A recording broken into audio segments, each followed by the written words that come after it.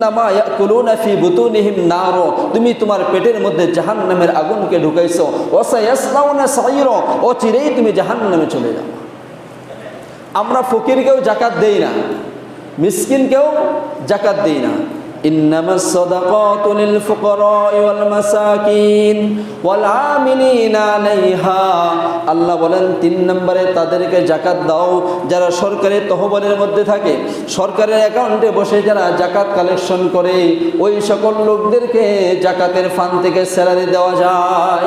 ওই সকল লোকদেরকে যাকাতের ফান্ড থেকে স্যালারি দেওয়া যায় এবং যাকাতও তাদেরকে দেওয়া যায়। যদি তারা যদিও ধনী হোক, দেওয়া যাবে, জায়েজ আছে। এটা ইসলাম কি বলে? জায়েজ আছে। কোরআন বলে জায়েজ আছে। ইমামে আযম আবু হানিফা রহমতুল্লাহ আলাইহি বলে জায়েজ আছে।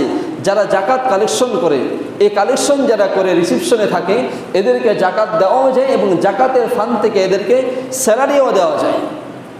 ওয়াল মুআল্লাফাতি কুলুবুহুম ওয়া ফির রিকাব, বলা হয়েছে ওয়াল মুআল্লাফাতি কুলুবুহুম, ওই সকল বেধর্মীকে যাকাত দাও যাদেরকে যাকাত দিলে সে চিন্তা করবে ইসলাম কত সুন্দর একটা ধর্ম, মুসলমান কত সুন্দর ধর্মের মানুষ, যারা আমাদেরকে যাকাত দেয়।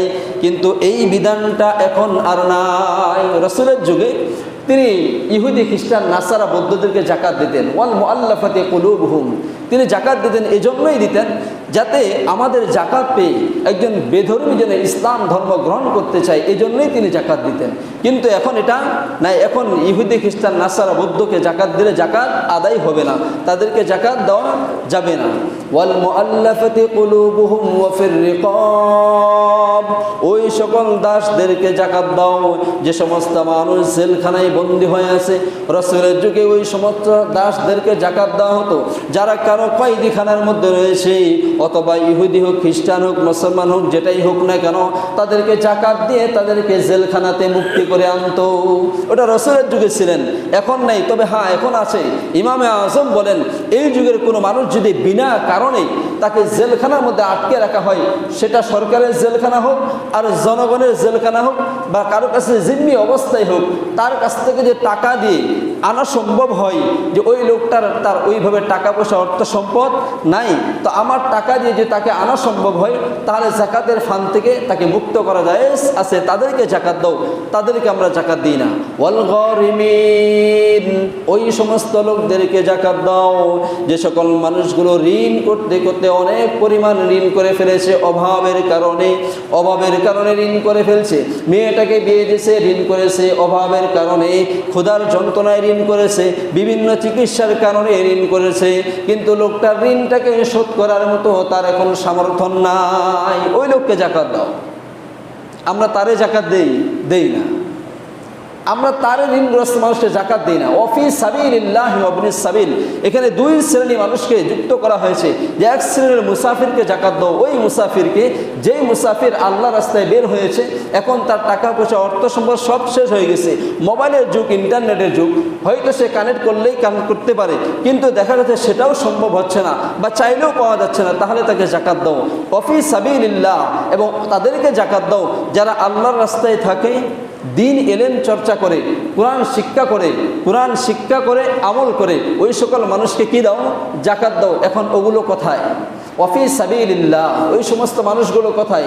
তারা হলো ওই সমস্ত গরিব দুঃখী অসহায়ের বাচ্চাগুলো যেগুলো লিল্লা বোর্ডিংয়ে খেয়ে মাদ্রাসায় পড়াশোনা করতেছে বা স্কুলে লেখাপড়া করতেছে, বা আলিয়া মাদ্রাসায়, কওমি মাদ্রাসায় হোক আর হাফিজিয়া মাদ্রাসায় হোক, যেখানে তারা লেখাপড়া করতেছে সেখানে দেন। কারণ ওয়াফি সাবিলিল্লাহ, তারা আল্লাহর রাস্তায় থাকে, তারা সেখানে ইলম অর্জন করে, এজন্য তাদেরকেও দেওয়া কি আছে? জায়েজ আছে। একদল মানুষ বলে মাদ্রাসায় যাকাত দেওয়া কি নাই? জায়েজ নাই। কিন্তু যদি ওই বাচ্চাগুলো লিল্লা বোর্ডিংয়ের, লিল্লা ফান্ডের অর্থাৎ এতিমখানার আওতাধীনে থাকে, তাহলে সেখানে যাকাত দেওয়া কি আছে? জায়েজ আছে। এজন্য আমরা সতর্ক থাকবো, যেই মাদ্রাসায় আমরা যাকাত দেব আমরা খেয়াল করবো ওখানে লিল্লা আছে কিনা, ওখানে এতিমখানা আছে কিনা। যদি এতিমখানা না থাকে সেখানে যাকাত দেওয়া জায়েজ হবে না, কারণ মাদ্রাসায় তো যাকাত দেওয়া যায় না, এতিম ছাত্রদের উদ্দেশ্যে এবং তাদের যদি ফান্ড থাকে সেখানেই যাকাত দেওয়া হয়। অথচ আমরা সেগুলোতেও দেই না। যাকাত আমরা নিজেই খেয়ে ফেলি। যাকাত কি? নিজেই খেয়ে ফেলি।